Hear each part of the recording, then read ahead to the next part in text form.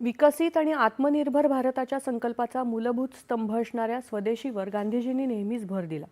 गांधीजींचं कार्य आणि विचार देशवासियांनी सदैव कर्तव्याच्या पथावर वाटचाल करण्यासाठी प्रेरित करत राहतील, असं पंतप्रधान नरेंद्र मोदी यांनी म्हटलंय. बापूजींनी मानवतेच्या रक्षणासाठी नेहमीच अहिंसेवर भर दिला. कोणत्याही हत्याराशिवाय जगात बदल घडवण्याचं सामर्थ्य अहिंसेमध्ये आहे, असं पंतप्रधानांनी समाज माध्यमावरच्या संदेशात म्हटलंय.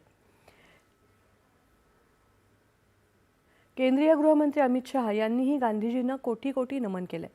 भाषा, क्षेत्र, जात यामध्ये विभागलेल्या देशाला एक करत बापूजींनी स्वातंत्र्य चळवळीला व्यापकता दिली.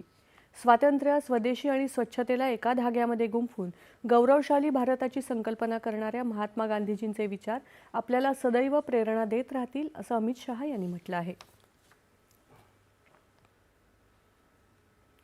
महात्मा गांधी यांच्या पुण्यतिथीनिमित्त मुंबई